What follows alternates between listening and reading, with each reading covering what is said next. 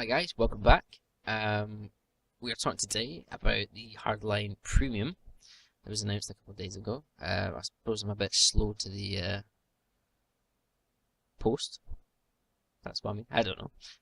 Um, but I'm just really, really worked up about this, and I actually felt I had to make a fucking video about this.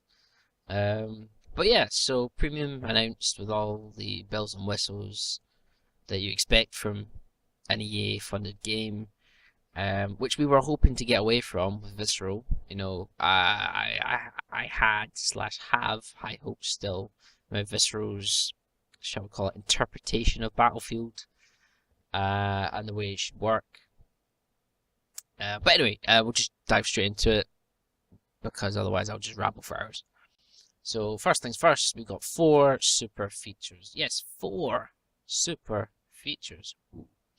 So first up, we've got masks, new player masks as opposed to old ones. Anyway, new player masks with unique gameplay benefits tied to the theme of each mask. Now that wording is pretty important because it's implying that wearing these masks that only premium members can have gives you a benefit that a non-premium player can't have. That's what it says, and it may turn out to be nothing, but it could turn out to be something ridiculously great game breaking.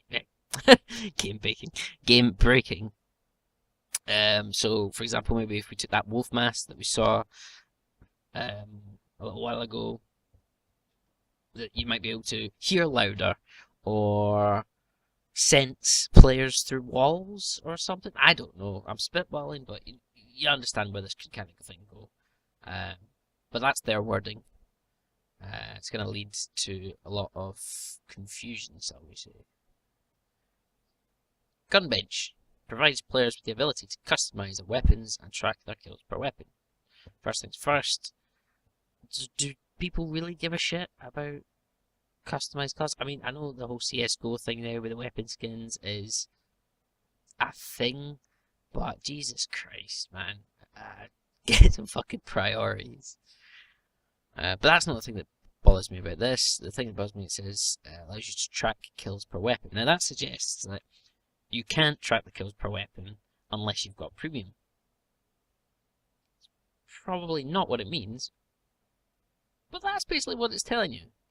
And if that means like it's some kind of subversive marketing ploy so that people that are really keen on their stats again need reassurance that, oh, you must buy premium to experience the full game. Anyway, yeah. Competitive play. So the support for competitive play through Battlefield Hardline Premium access only tournaments and ladders. That's gonna cause a rift.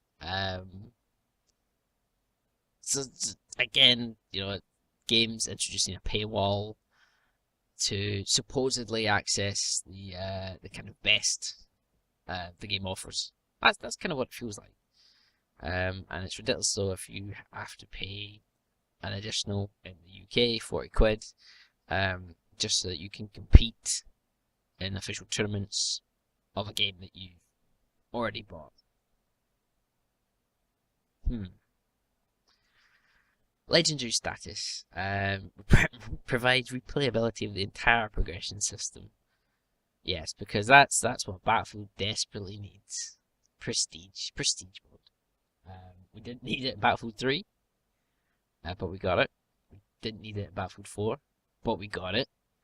But now they're sort of taking that enhancement one further closer to being COD, and it basically wipes you back to square zero, and you can spend your time unlocking it all again for a badge or something. I'm sure you'll get something for it to show how cool you are. Okay, next thing up, 4 expansion packs. So that's the expansion packs named basically for Hardline over the course of the next year. Alright, so first up we've got criminal activity. Players have to make a name for themselves in fast-paced, highly destructible new maps listed with small-time crime jobs. I'm not quite sure how this will pan out. Sounds like some kind of mashup between all the game modes. You know, maybe some blood money in there, maybe some heist. You know, just get that objective, take it to this place, get XP, rinse, repeat. Some kind of modular capture the flag game mode. I don't know. It sounds kind of desperate. Robbery. Take down the opposition head on and progress through key locations with major cinematic action. Sounds again like a mashup between Rush, Heist, and maybe some Levolution thrown in there. Yeah. Getaway, frantic high-speed chases that immerse players deep in the heist. Now, this is the kind of thing that could really set the game apart, but they're deciding to wait until the third expansion to bring it to the community. Don't know why, but the game mode itself could be really, really good. Last Night Betrayal, there's a rat in every operation, and players will have to find out who to trust. So it's Trouble in Terrorist Town, pretty famous from Counter-Strike now. And even in a few, I don't want to say real world applications, but like some Airsoft, you can find some Trouble in Terrorist Town game modes and stuff. It feels awful shameless that they're sort of, sounds like they're just taking this game mode and turning it into an entire expansion to base stuff around it. Sounds desperate. My only real issue actually with the expansion packs and expansion packs in general, in this case, it feels like, as it does with Battlefield 4, like this was already all made to some degree. At the point of release, this will all already exist and will just require some polish. And that's going to feed them for the next year. Yeah, I would have hoped Hardline would hold its own for at least 2 years, spacing those expansions out, updates, patches, and then taking us on to maybe Hardline 2 or Battlefield 5. But instead, no, we're going on this year-on-year franchise model. Yay! Okay, last but no means least, we have a sort of refined version of the premium perks. 2 weeks early access to all expansion packs. Well, we've actually just seen that.